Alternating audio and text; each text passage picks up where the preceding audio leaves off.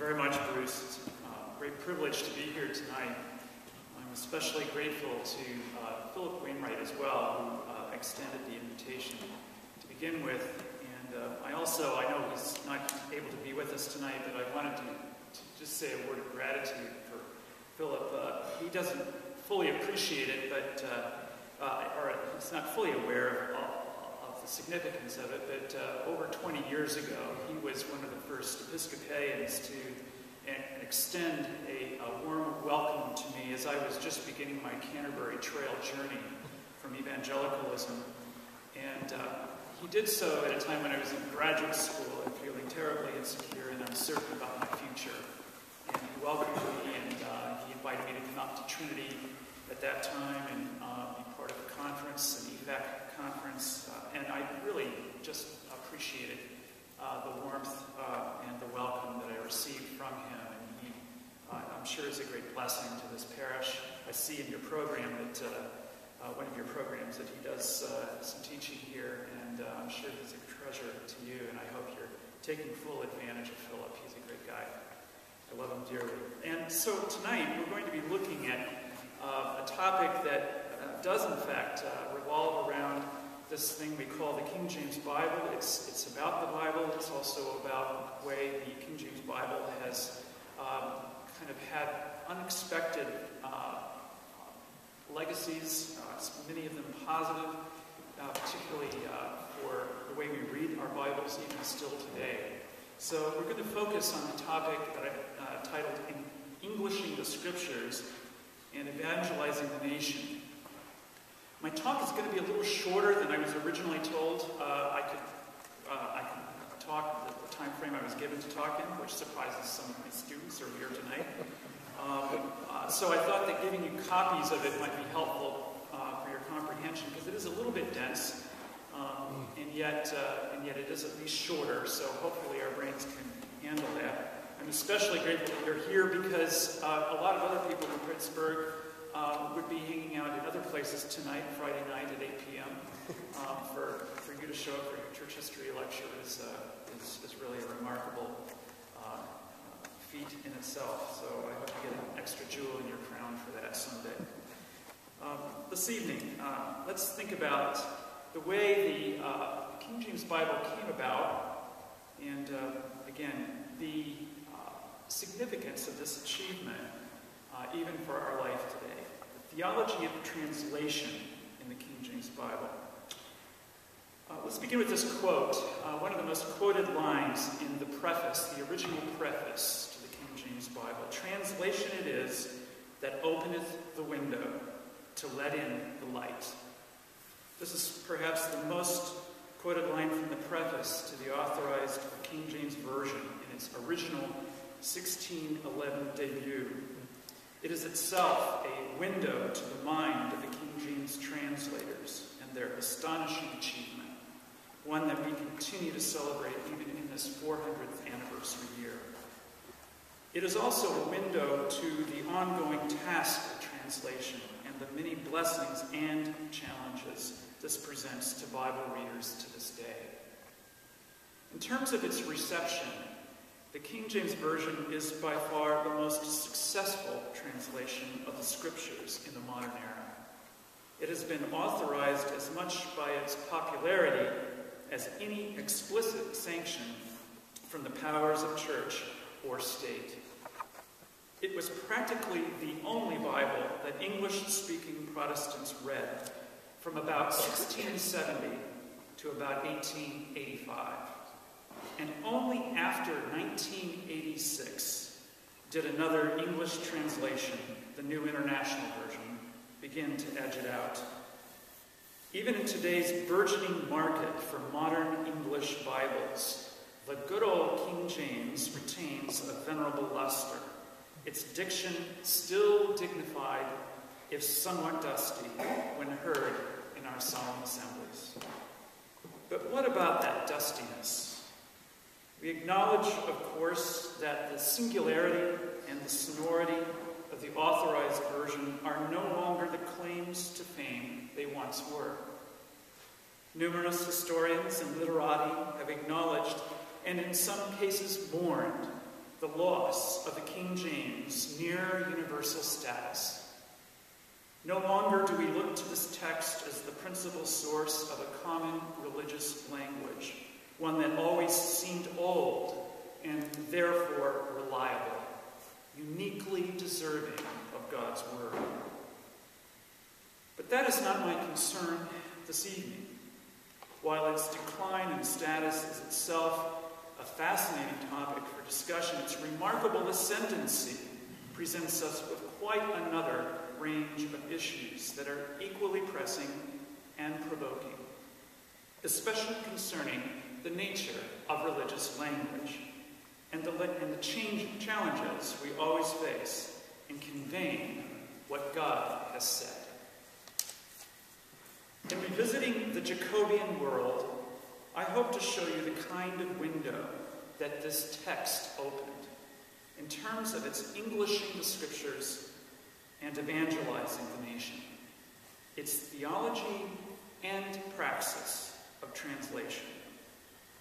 In my view, the King James Bible's achievement is best explained by tracing its distinctive clarity and richness to a non-naive hermeneutics of trust. Hermeneutics, for those of you not familiar with that word, refers to interpretation. We need not venture far beyond the scriptural texts themselves to see this. I will focus most of our attention, in fact, on the preface from which I've already quoted. Finally, because I am more a historian than a theologian, I will call very briefly upon two brilliant theologians of our day for help. Rowan Williams and, of course, Bob Dylan. Let's begin by noting the urgency that surrounded the production and the dissemination of English Bibles in the 16th and 17th centuries. It is well to remember that biblical scholarship, translation, and literacy were foundational to the Protestant Reformation. Nothing could be more important, Adam Nicholson observes, than a text which was accurate and intelligible.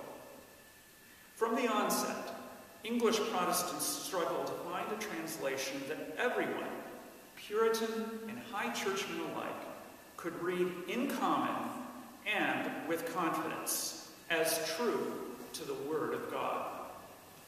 John Tyndale's covert translation in the 1520s had been associated with the vernacular Bibles of peasant uprisings on the continent, or, closer to home, the machinations of troublesome weavers and wool merchants who had financed its printing and smuggling into England. No wonder it was banned, as all vernacular Bibles had been banned since 1408 Constitutions of Oxford.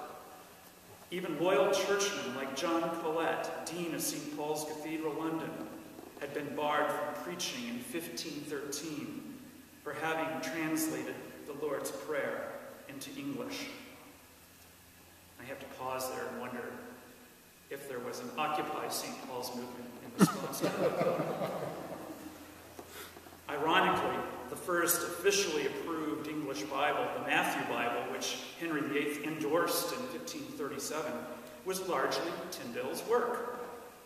But like its successors, most especially the Puritan-sponsored Geneva Bibles some 20 years later, it contained copious study notes, over 2,000 in all, with a scandalous Puritan slant.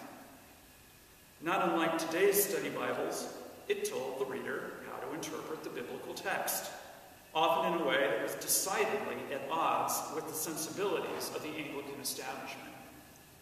Ultimately, it was the marginalia, as much as the translations of particular words in the text, that sealed the fates of these early English Bibles. The immediate recourse was to scale back on margin notes, which, of course, raised questions concerning the locus of authoritative interpretation.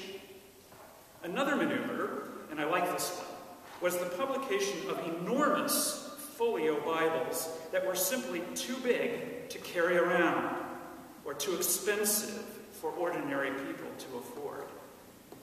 This led to the appropriately named Great Bible in 1539. And interestingly, this is how the King James Bible first appeared in 1611, in humongous folio edition form. Very impractical, nothing like you could carry it to the workplace. In the intervening years, the Bishop's Bible in 1568 had been promulgated as the official English version for the Church of England. But it was decidedly royalist and anti-Puritan, beginning with the crowded frontispiece showing Queen Elizabeth and her hierarchy of bishops. It also happened to be chock full of inaccuracies that embarrassed the Church and exasperated the Puritan critics, inspiring even more enthusiasm for the more refined yet proscribed Geneva Bible. So, by the time of an unprecedented gathering of Puritans and bishops at Hampton Court Palace in 1604, England was deeply unsettled regarding the prospect for an English Bible that could satisfy all sides in an increasingly fractious church and literate public. Little wonder, then, that when a moderate Puritan scholar by the name of John Reynolds, president of Corpus Christi College, Oxford, proposed a new English translation, the Archbishop of Canterbury, John Bancroft, immediately spoke in opposition. If every man's humor were followed, there would be no end of translating, he retorted.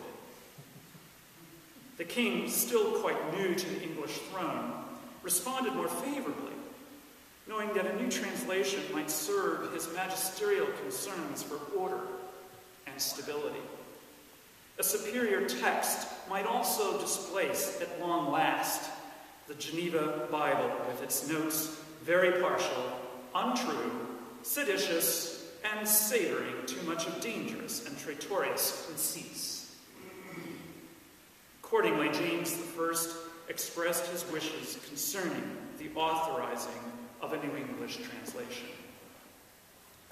His Highness wished that some especial pains should be taken in that behalf for one uniform translation, and this to be done by the best learned of both the universities, after them to be reviewed by the bishops and the chief learned of the church, from them to be presented to the Privy Council, and lastly, to be ratified by his royal authority, to be read in the whole church and no other.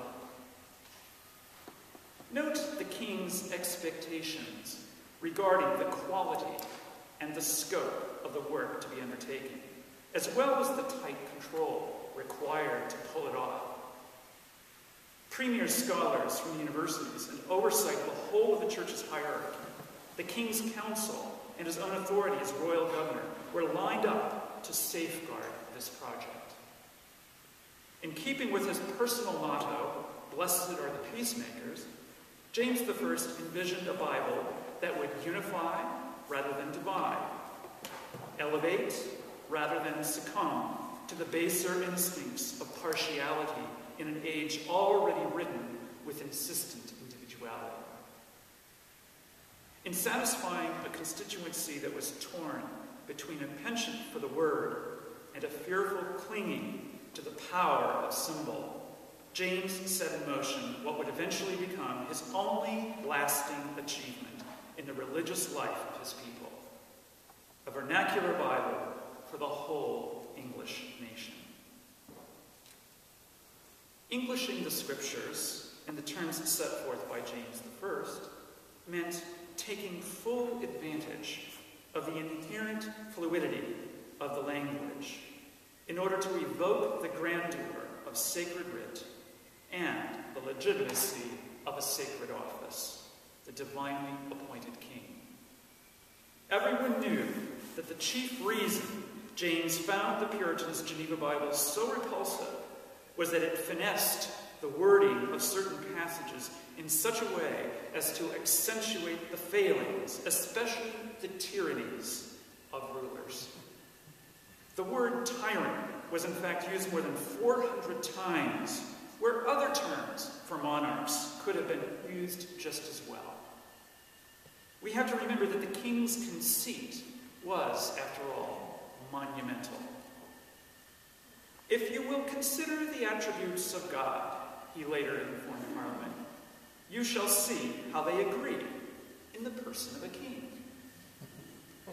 Not surprisingly, he expected his Bible to bless his crown, if only through the subtleties of word choices and phrasing. But there was another side to the king that proved, in the end, to be of tremendous benefit to the work of translation. His personal interest in the scriptures encompassed a deep appreciation for the power of language, especially religious language, to evoke the sparkles of divinity that he likewise claimed for himself.